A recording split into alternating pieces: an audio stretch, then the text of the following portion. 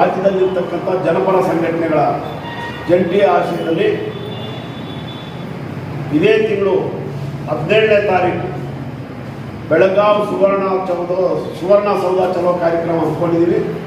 ಸಾವಿರಾರು ಸಂಖ್ಯೆಯಲ್ಲಿ ಇಡೀ ರಾಜ್ಯದ ಎಲ್ಲ ಜಿಲ್ಲೆಗಳಿಂದ ಹೆಚ್ಚಿನ ಸಂಖ್ಯೆಯಲ್ಲಿ ಕಾರ್ಯಕರ್ತರು ಭಾಗವಹಿಸಿ ಆ ಕಾರ್ಯಕ್ರಮವನ್ನು ಯಶಸ್ವಿ ಮಾಡಬೇಕು ಅಂತೇಳಿ ಈ ಮೂಲಕ ಮುಳಬಾಗಿಲು ಕೋಲಾರ ಜಿಲ್ಲೆಯಲ್ಲಿ ನಾನು ಹೆಚ್ಚು ಒತ್ತು ಮಾಡಿ ಹೇಳ್ತಾ ಇದ್ದೀನಿ. ಯಾಕಂತ ಹೇಳಿದ್ರೆ ನಿಮಗೆ SCP TSP ಹಣವನ್ನು ಇವತ್ತಿನ ರಾಜ್ಯ ಸರ್ಕಾರ ಗ್ಯಾರಂಟಿಗಳು ಬಸ್ಕೊಂಡಿದೆ, ಅದನ್ನು ವಾಪಸ್ ತರಿಸ್ಕೊಂಡು ಹಾಗೆಯೇ PTCL ಕಾಯ್ದೆಗೆ ಸಮಗ್ರವಾದಂಥ ತಿದ್ದುಪಡಿ ತಂದಿಲ್ಲ.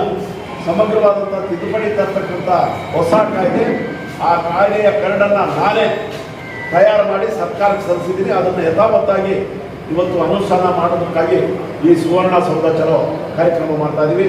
ಹಾಗೆಯೇ ಬೋವಿ ನಿಗಮದಲ್ಲಿ ವಾಲ್ಮೀಕಿ ನಿಗಮದಲ್ಲಿ ಇವತ್ತೇನು ಅಧಿಕಾರಿಗಳು ಆತ್ಮಹತ್ಯೆ ಮಾಡ್ಕೊಂಡು ಸಾಯ್ತಾ ಇದ್ದಾರೆ, ಅದಕ್ಕೆ ಅವ್ರಿಗೆ ನ್ಯಾಯ ಸಿಗಬೇಕು ಮತ್ತು ಏನು ಅಲ್ಲಿ ಲೂಟಿ ಮಾಡಿರ್ತಕ್ಕಂಥ ಹಣವನ್ನು ಕೂಡಲೇ ಆಯಾ ನಿಗಮಗಳಿಗೆ ವಾಪಸ್ ಕೊಡ್ತಕ್ಕಂಥ ಕೆಲಸ ಮುಖ್ಯಮಂತ್ರಿ ಮಾಡಬೇಕಂತೇಳಿ ಒತ್ತಾಯ ಮಾಡ್ತಾ ಇದ್ದೀವಿ.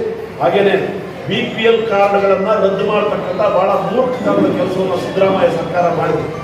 KH ಮುನಿಯಪ್ಪ ಆಹಾರ ಸಚಿವರು BPL ಕಾರ್ಡ್ ಅದರಲ್ಲಿ ಆಹಾರದ ಪದಾರ್ಥಗಳನ್ನು ಉಳಿಸಿ ಗ್ಯಾರಂಟಿಗಳು ಬಳಸ್ಕೊಳ್ಳೋದಕ್ಕೆ ಹೋಗಿ ಇವತ್ತು ಇಡೀ ರಾಜ್ಯದ ಜನ ಅವ್ರಿಗೆ ಇಡೀ ಶಾಪ ಆಗ್ತಾಯಿದ್ರೆ. KH ಮುನಿಯಪ್ಪ ಅವರಿಗೆ ನಾನು ಇವತ್ತು ಎಚ್ಚರಿಕೆ ಕೊಡ್ತಾ ಇದ್ದೀನಿ. ಕೂಡಲೇ ರಾಜ್ಯದ ಜನತೆಯ ಕ್ಷಮೆ ಕೇಳಬೇಕಂದ್ರೆ ನೀವು ಮಾಡಿರ್ತಕ್ಕಂಥ ಈ BPL ಕಾರ್ಡ್ ರದ್ದತಿ ಆದೇಶವನ್ನು ಮಾಡಿ ಇದೊಂದು ಕರಾಳ ಕಾನೂನು ನೀವು ಮಾಡಿರುವಂಥದ್ದು. ಬಡವರ ಹೊಟ್ಟೆಗೆ ಹೊಡಿತಕ್ಕಂಥ ಕಾನೂನನ್ನು ಮಾಡಿ ಈಗ ಟರ್ನ್ ಮಾಡ್ತಾ ಇದ್ರಿ. ಇಲ್ಲ ನಾವೆಲ್ಲ ವಾಪಸ್ ಕೊಡ್ತೀವಿ ಅಂತೇಳಿ ಈಗ ನಾವು ಒತ್ತಾಯ ಮಾಡ್ತಾ ಇದ್ದೀವಿ. ಹೊಸ ಸಮೀಕ್ಷೆ ಮಾಡಬೇಕು, ಪ್ರತಿ ಕುಟುಂಬದ ಹೊಸ ಸಮೀಕ್ಷೆ ಮಾಡಬೇಕು.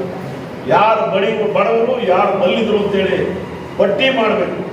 ಅದಕ್ಕೆ ವೈಜ್ಞಾನಿಕವಾಗಿರ್ತಕ್ಕಂಥ ಮಾನದಂಡಗಳನ್ನು ಅಳವಡಿಸಿ ಹೊಸ BPL ಕಾರ್ಡ್ ವಿತರಣೆ ಮಾಡೋದಕ್ಕೆ ಇವತ್ತು ನಾವು ಈ ಹೋರಾಟ ಮಾಡ್ತಾ ಇದ್ದೀವಿ. ರಾಜ್ಯದ ಎಲ್ಲ ಕಡೆಗಳಿಂದಲೂ ಬಡವರು ಕೂಡ ಹೊರಟಿದ್ದಾರೆ.